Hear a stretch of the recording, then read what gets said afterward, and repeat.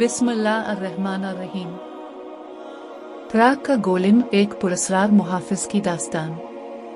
बहुत ज़माने पहले की बात है, जब यूरोप के दिल में वाक़े एक खूबसूरत शहर प्राग में यहूदी बरादरी आबाद थी। ये वो दौर था जब यहूदी लोग अक्सर जुल्म व सितम का शिकार होते, उन पर झूठे इल्ज़ाम लगाए जाते और अवामी गुस्से का निशाना बनना पड़ता।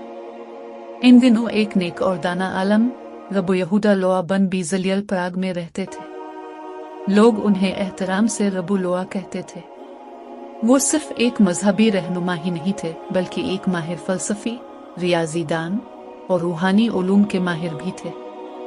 रबो अपने लोगों से बेहद मोहब्बत करते थे और हमेशा उनकी हिफाजत के लिए दुआगो रहते। मगर जब मजालिम बढ़ने लगे और हर तरफ से खतरे की घंटियां सुनाई देने लगे, तो रबो ने फैसला किया कि अब महज दुआ काफी नहीं, कुछ अमली करना होगा। मिट्टी का मुहाफिज।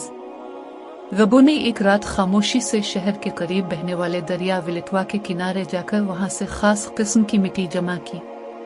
वो मिट्टी गूंद कर रबो ने एक देव हैकल इंसान जैसा पतला तैयार किया।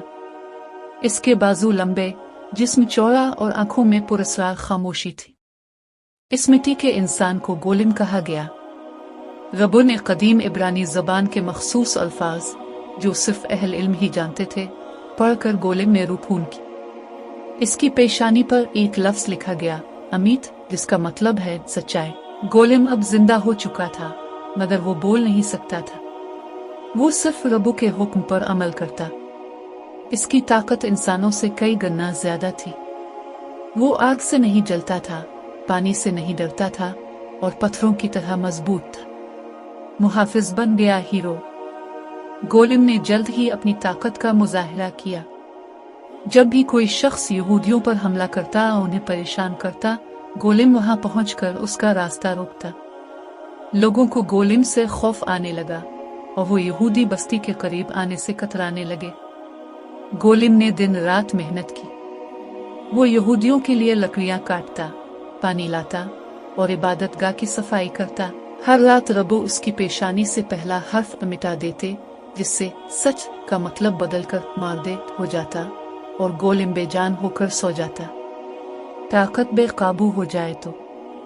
वक्त गुजरता गया और एक दिन रबो को किसी काम के लिए शहर से बाहर जाना पड़ा।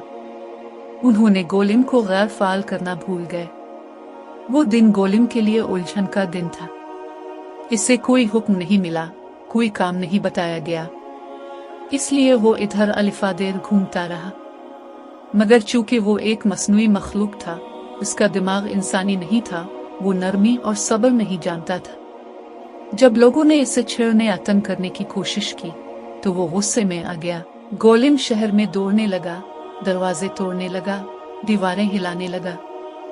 लोग खौफजदा हो गए। रबो वापस आए तो शहर का हाल देखा और फौरन गोलिम को रोकने की कोशिश की।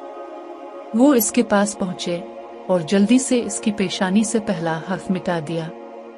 गोलिम वही जमीन पर गिर गया, बेजान, खामोश और साकित, हमेशा के लिए नींद।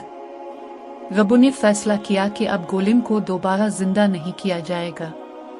उन्होंने इसके जिस्म को प्राग की मशहूर ओल्ड न्यू सिनेगविगे के एक खुफिया अटारी में छुपा दिया।